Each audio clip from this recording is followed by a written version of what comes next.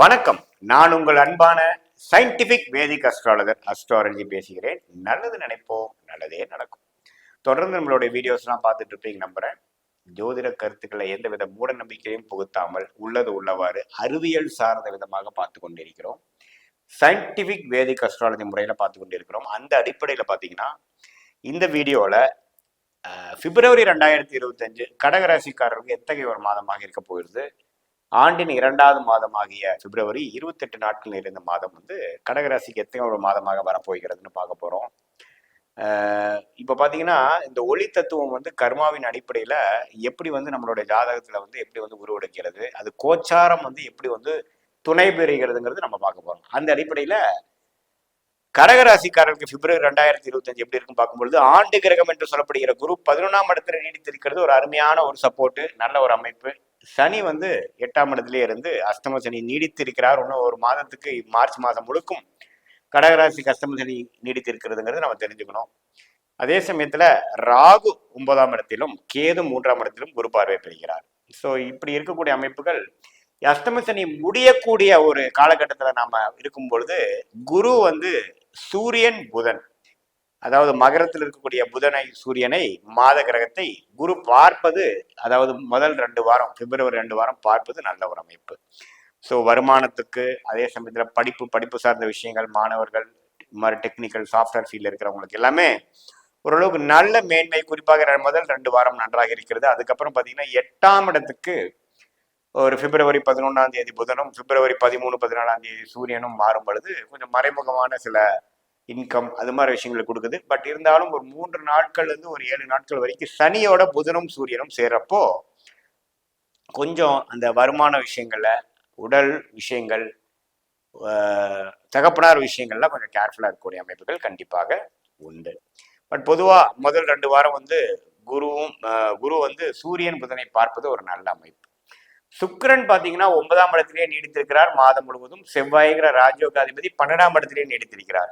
So எப்படி இப்போ ராஜயோகாதிபதி 12ல இருக்கும் பொழுது கொஞ்சம் வெளிநாடு பிரயாணம், அதர் ஸ்டேட் போகிறது, டிராவலிங்கு, சுப விரயங்கள், அது மாதிரி விஷயங்கள்லாம் கொஞ்சம் அதிகமாக ஆகக்கூடிய அமைப்புகள் கண்டிப்பாக உண்டு.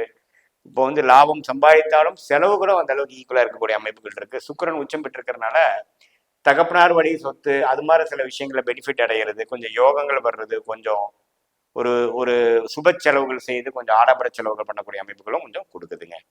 ஸோ 2025 பிப்ரவரி மிடிலுக்கு அப்புறம் பார்த்தீங்கன்னா புதனும் சூரியனும் 8க்கு மாறுறார், செவ்வாயும் சுக்கிரனும் மாற்றமே இல்லை. அதுக்கப்புறம் மாதத்தின் இறுதி நாட்கள் பார்த்தீங்கன்னா புதனே 9ஆம் இடத்துக்கு மாறுறார். ஸோ அதெல்லாம் ஒரு நல்ல அமைப்பு தான்.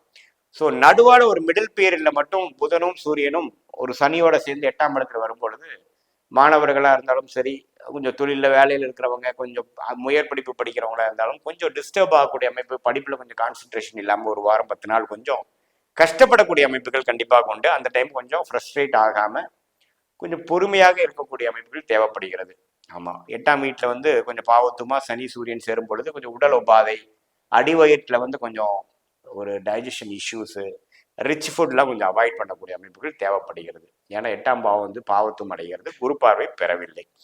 இது மாதிரி இருக்கக்கூடிய அமைப்புல ஓரளவுக்கு கடகராசிக்காரங்களுக்கு அஷ்டம சனியில முடிக்கக்கூடிய இறுதி பகுதியில் இருக்கிறப்போ அதுக்கப்புறம் வரக்கூடிய ஏப்ரல் மே 2025 அருமையான பலனை கொடுக்க வேண்டிய ஒரு ஃபவுண்டேஷனான ஒரு மாதமாக கடகராசிக்காரருக்கு பிப்ரவரி மாதம் இருக்க போகிறதுங்கிறது தெரிஞ்சுக்கணும். அதே சமயத்துல இப்போ சூரியன் பார்த்தீங்கன்னா பிப்ரவரி மாசத்துல 8ஆம் வீட்டுல இருந்தாலும் மார்ச்சுக்கு அப்புறம் வரக்கூடிய அமைப்புகள்லாம் படிப்படியா இந்த மாதம் செய்த உழைப்பு, இந்த மாதம் செய்த அந்த இன்வெஸ்ட்மெண்ட் தான் பிப்ரவரிக்கு அப்புறம் வரக்கூடிய மார்ச் ஏப்ரல்ல நல்ல ஒரு பெனிஃபிட்ஸ் அஷ்டம சனி முடிகிறப்போ கடகராசிக்காரங்க பயன்பெற போகிறார்கள் என்பதை பரிபூர்ணமாக தெரிந்து கொள்ளலாம். ஸோ அதுதான். ஸோ கொஞ்சம் இந்த மாதத்தில் மிடில் பீரியட்ல கொஞ்சம் கஷ்டப்படுற மாதிரி இருந்தாலும் ஃபியூச்சர்ல கொஞ்சம் நம்ம பெனிஃபிட் ஆக போறோங்கிற விஷயமாக வீரமா விவேகமான்னு பார்த்தீங்கன்னா கோபமா தாமதமா அல்லது பொறுமையா அப்படின்னு பார்த்தா பொறுமையும் விவேகமும் கொஞ்சம் தேவைப்படக்கூடிய ஒரு மாதமாக கண்டிப்பாக இந்த பிப்ரவரி மாதம் இருக்குது. செவ்வாயின் பார்வை 7ஆம் இடத்துக்கு இருக்கிறதும் கொஞ்சம் பார்த்து தான் பண்ணணும்.